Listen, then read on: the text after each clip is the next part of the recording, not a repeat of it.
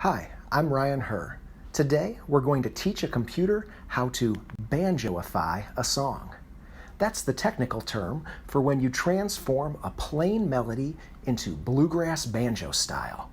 Let's start with an example of this transformation. This song is Man of Constant Sorrow, which was in the movie Oh Brother, Where Art Thou?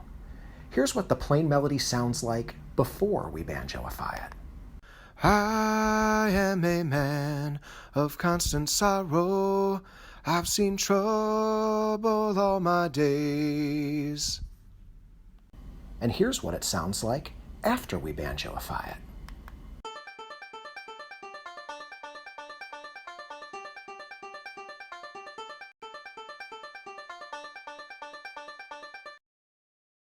Each individual note from the plain melody is expanded into multiple notes on the banjo. For example, the plain melody starts with this note.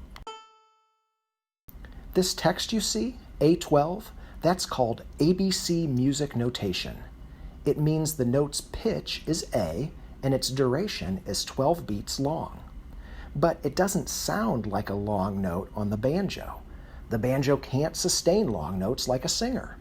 So instead, we expand the one note 12 beats long into 12 notes, each 1 beat long. I'll pause to mention I have much more on GitHub. Everything's explained step by step with audio clips and Python code. Here's the code for the example you just heard. At the top, there's some rules, which I'll zoom in on.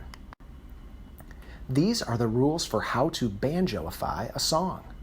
This first rule says 16 beats can be split into groups of 3, 3, 3, 3, and 4 beats. Then go down, and the rule for 3 beats is to play the melody, then string 1, then string 5, and so on. This is a banjo grammar. A grammar is just a set of rules for the structure of a language.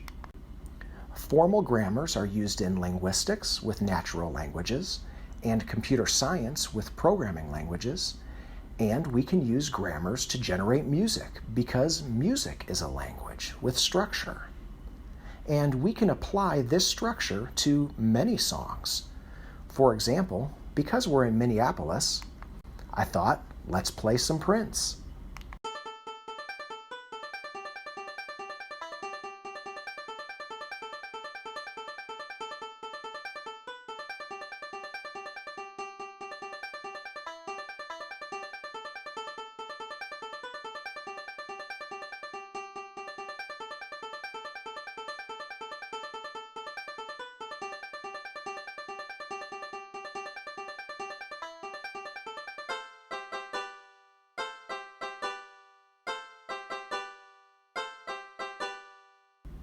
So that's Prince on banjo generated with a grammar, not with machine learning.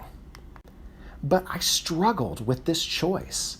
I felt like I should use machine learning. Was my grammar too simple? Here's a parable about this dilemma. It's a true story about Prince. When Doves Cry was originally recorded with bass and many layers of instruments. Prince was frustrated with the mix and sat discouraged in the studio. Jill Jones visited and asked what was wrong. Prince said, "If I had my way, the song would sound like this." He then shoved down the bulk of the instrument faders and left up only the drums and xylophone when the chorus began. Then Jill asked Prince why he thought he couldn't have his way with the mix.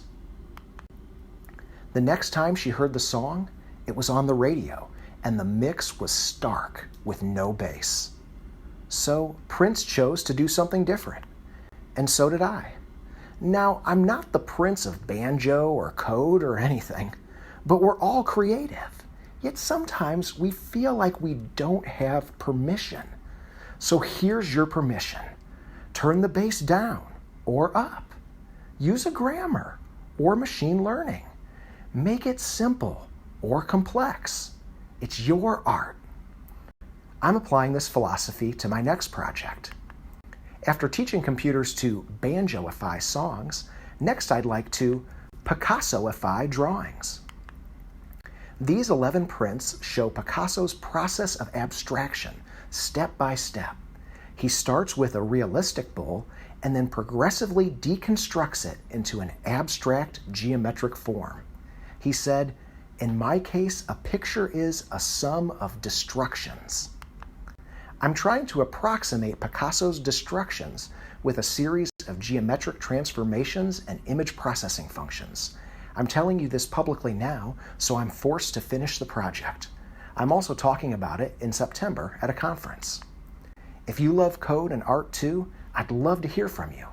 I'm Ryan Herr. Thanks so much for listening.